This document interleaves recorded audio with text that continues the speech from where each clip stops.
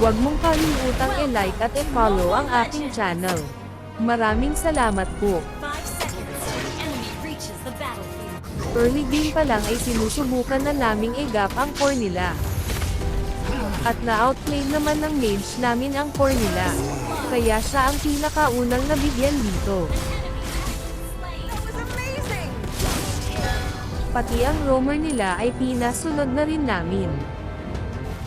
Sa red buff naman ay todo ang panggugulo ng X-board nila sa core namin, kaya tumulong na ako.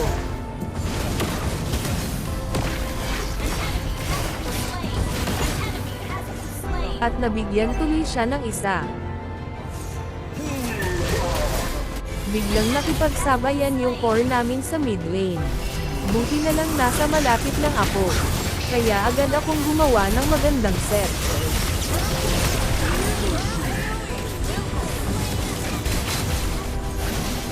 Pero talagang mainit ang kaganapan sa mid lane. Halos walang gustong magpatalo. Nabigyan ko pa ng isa yung XP nila, pero nakuha rin nila ako. Umakyat na rin ako ng top lane para tulungan ang marksman namin. Nagbigay ng surprise attack ang core nila sa marksman namin, at ito ay aking napigilan. Pero dahil magaling mag-outplay yung core nila ay nabigyan niya yung marksman namin. Dahil sa konti na lang ang buhay nito ay nabigyan ko rin ng isa yung core nila. Umatake na rin yung core namin sa turtle para ito ay makuha. Kaya agad din akong pumunta para bigyan ito ng backup. Tagumpay naman ang aming plano. Kami ang nakakuha ng turtle. Pero dahil sa lakas ng damage ng marksman nila ay muntikan pa nila ako mabigyan ng isa. Binigyan ko dito ng surprise attack ang Johead. At pinakitaan ng magandang set. Dahil na rin sa aking passive ay hindi na ito nakaalis. Nakipagsabayan na rin si YSS at si X-board. Dahil alam nilang nagamit ko na yung skills ko. Pero ang hindi nila alam ay na-ambush na pala sila.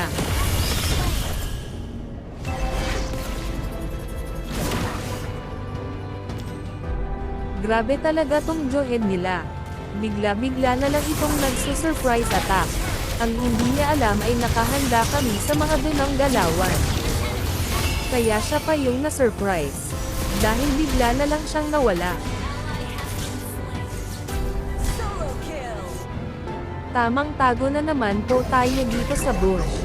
Baka sakaling may mabigyan ako ng magandang set. At eto na nga, may napadaan na isa. At dahil nakipagsabayan na rin yung core nila dito ay nagpakilala na rin ako sa kanya gamit ang aking ultimate skill.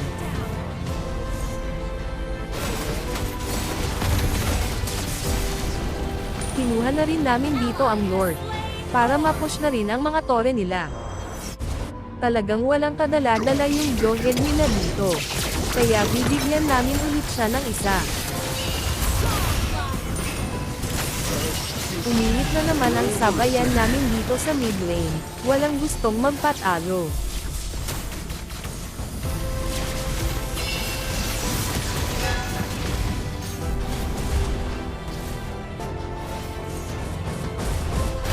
Sinabayan ko na rin yung Lord dito sa top lane. Para i-push ang mga tore.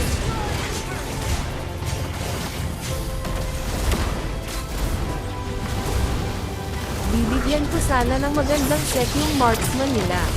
Pero mabilis lang nalaman yung plano ko. Kaya nag-lose ako. Pero lamang na rin kami. Dahil wala na yung tore nila sa top lane.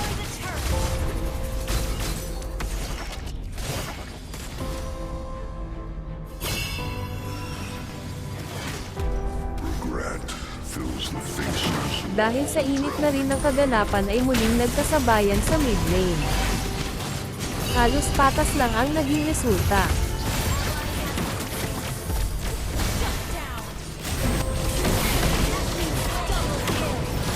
Tamang tago lang ako sa bush ng blue buff.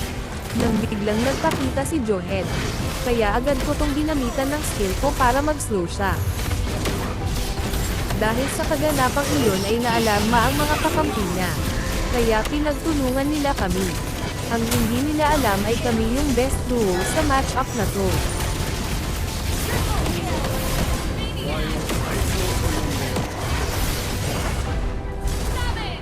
Naka-savage pa nga yung core namin.